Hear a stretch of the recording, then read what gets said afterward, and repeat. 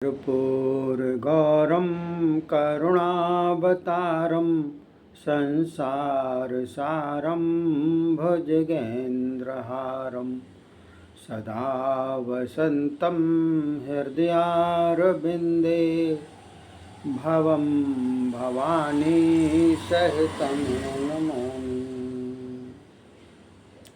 बोलिए शंकर भगवान की जय। बोलिए शिव महापुराण की जय। बोलिए हिंदू सनातन धर्म की जय।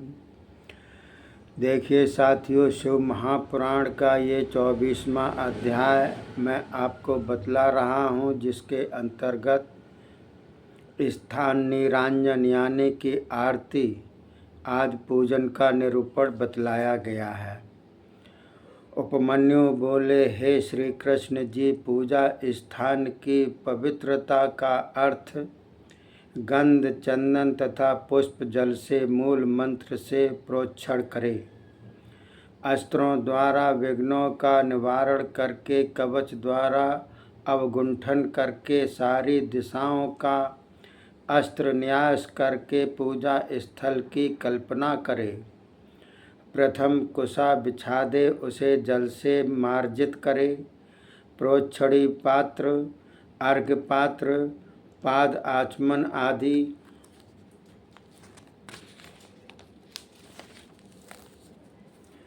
सभी 4 पात्रों को शुद्ध करके उनमें जल पूर्ण करे। पाद जल में खस तथा चंदन डाले एवं आचमन के जल में कंकोल, कर्पूर, कीमती तमाल, चंदन आदि का चूर्ण मिलावे। अर्घ पात्र में चावल, कुशा, दूर्वा, जौ, अक्षत तिल, घृत सरसों, पुष्प तथा भस्म मिलावे। सब में मंत्र न्यासादि करके, कवच से वेष्टित करके, अस्त्र द्वारा रक्षित करके ध्यान मुद्रा दिखावे। उसके बाद विनायक देव के आगे भक्ष्य, भोज्य आदि पदार्थ निवेदन करके पूजन करे। फिर नंदीश्वर तथा उसकी धर्म पत्नी को पूजे। फिर परमेष्ठी के भवन में प्रविष्ट होकर अनेकों पदार्थों द्वारा शिवलिंग पूजन करे। वहाँ से निर्माल्य हटाकर फूलों को धोकर शिव मस्तक पर धारे। ऊर्ध्व भाग में मनोहर कमलासन की भावना करे। उसके 8 दल 8 प्रकार की सिद्धि दाता हैं। वामादिक शक्तियाँ बीज हैं। इन सब का न्यास करे। इसके बाद अनादि अनंत रूप शंकर जी का पूजन करे। पंचगव्य द्वारा स्नान करावे। फिर पवित्र जल में पिसे आंवले एवं हल्दी मिलाकर इसका लेप करे। प्रथम देव स्नान होना चाहिए। फिर देवी स्नान। स्नानादिक हो जाने के बाद मनोहर वस्त्र तथा यज्ञोपवीत चढ़ावे। पाद्य, अर्घ, आचमन, धूप, दीप, नैवेद्य, गंध, पुष्प, भूषण, जल, मुखवास, पुनः आचमन आदि निवेदन करके रत्न जटित मुकुट और भी आभूषण, अनेकों प्रकार के पुष्प, छत्र, चमर, ताल, व्यंजन, दर्पण आदि सभी वस्तुएं समर्पण करे।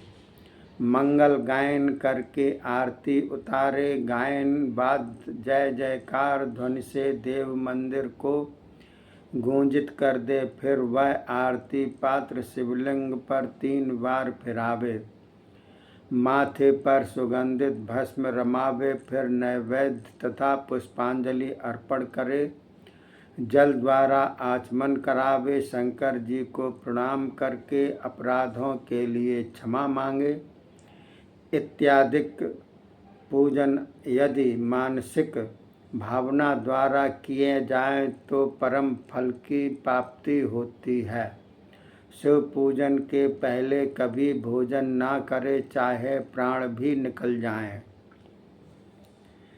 अब ये नित्य कृत्य विधि निरूपण दिया गया है, जिसमें उपमन्यु बोले, हे श्री कृष्ण जी, दीप दान कर देने के अनंतर हवि समर्पण से प्रथम आरती होते समय आवरण पूजन भी होना चाहिए। उस समय ईशान देव से लेकर सद्योजात तक शिव अथवा शिवा का जपन पहले आवरण में हो।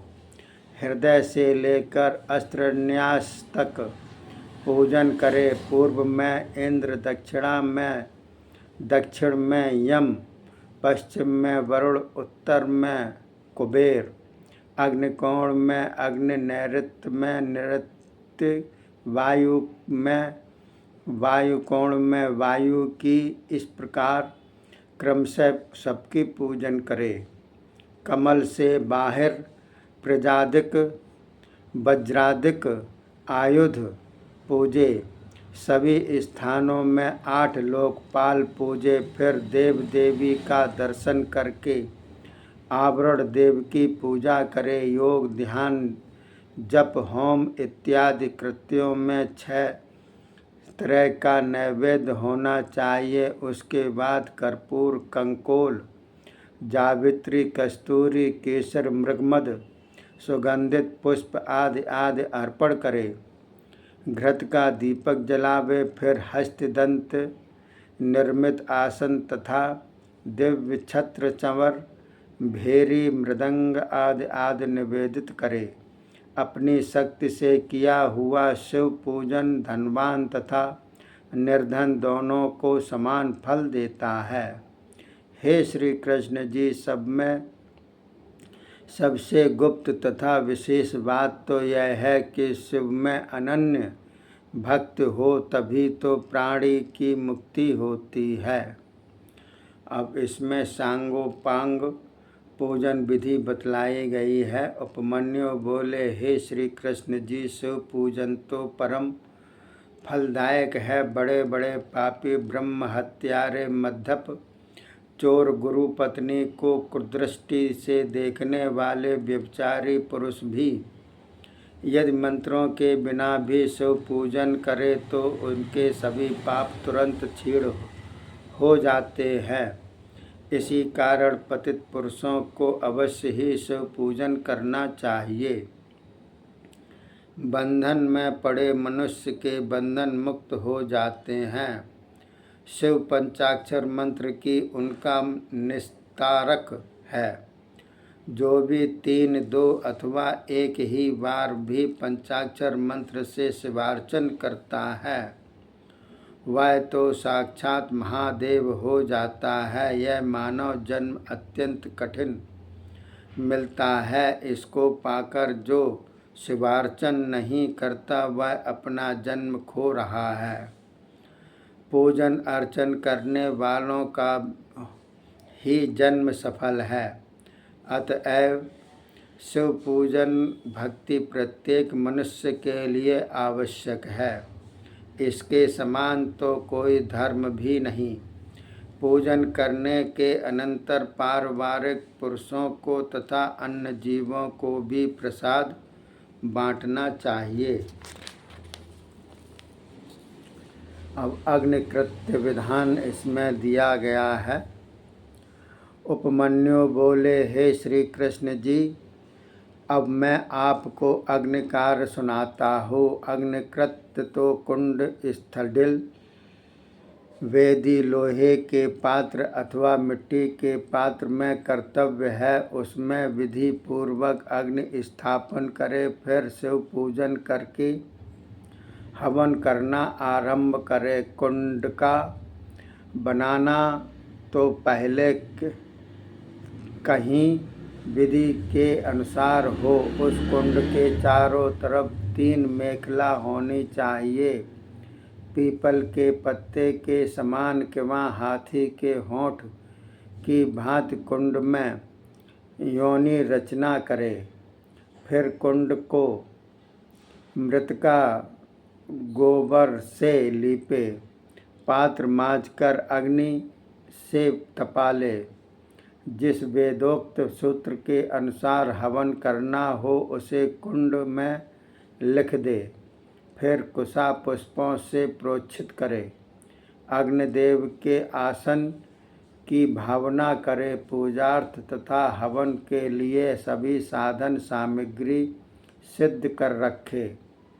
मणि द्वारा उत्पन्न की हुई अथवा काष्ठ द्वारा पैदा की गई किंवा किसी ब्राह्मण के घर से लाई गई अग्नि आधार के साथ ग्रहण करे। फिर कुंड की 3 बार परिक्रमा करके अग्नि का बीज मंत्र बोलता हुआ योनि मार्ग द्वारा कुंड में अग्नि स्थापन करे। मंत्र ज्ञाता आचार अग्न्याधान पूर्वक आज्य संस्कार तक मूल मंत्र द्वारा कार्य करे। फिर दक्षिण की ओर से पूजन करके मंत्र न्यासादि करके घृत में ध्यान मुद्रा दिखावे। सुकृत सुरबा आदि या तो तेजस पदार्थों के अथवा काष्ठ के होने चाहिए। इन्हें अग्नि में तपाकर प्रोक्षण करे। संस्कार की सिद्धि के निमित्त 7 बीज मंत्रों द्वारा होम करे। इस प्रकार की क्रिया से शिवाग्नि संपन्न हो जाती है।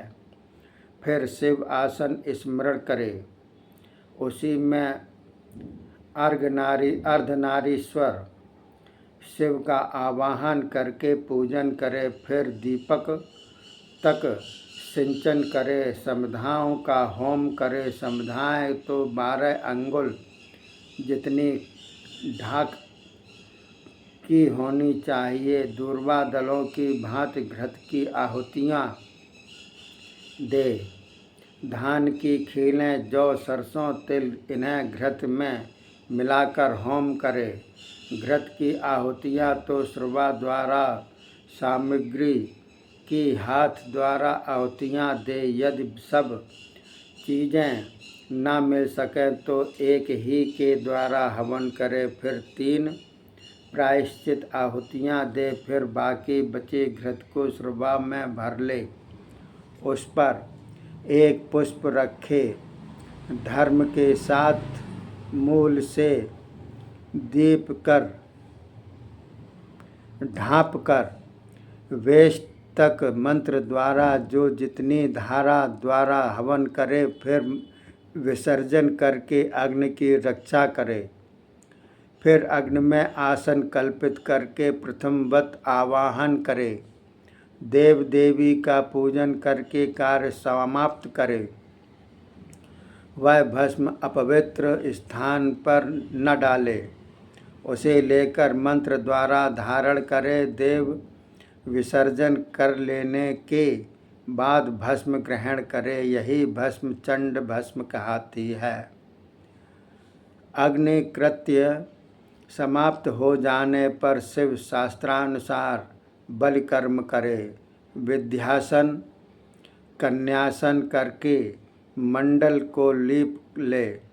विद्या को स्थापित करके उसे पुष्पादिकों से क्रमशः पूजे। फिर विद्या के सामने गुरु मंडल रचना करे। उस पर सुंदर सा आसन बिछावे। फूल आदि से गुरु पूजन करे। उसके बाद पूजनीयों का पूजन भी होना चाहिए। फिर निर्धनों को भोजन खिलावे। उसके बाद स्वयं भोजन करे। हविष्यान्न का भोजन हो, वह भी देव निवेदित प्रसाद हो। फिर आचमन करे। शिव ध्यान करके अंतःकरण में मूल मंत्र का जपन करे। बोलिए शंकर भगवान की जय। शिव महापुराण की जय। हिंदू सनातन धर्म की जय। अब इसके बाद 28वां अध्याय चलेगा जिसमें नैमित्तिक पूजन विधि बतलाई गई है। तब तक के लिए धन्यवाद। जय हिंद, जय भारत।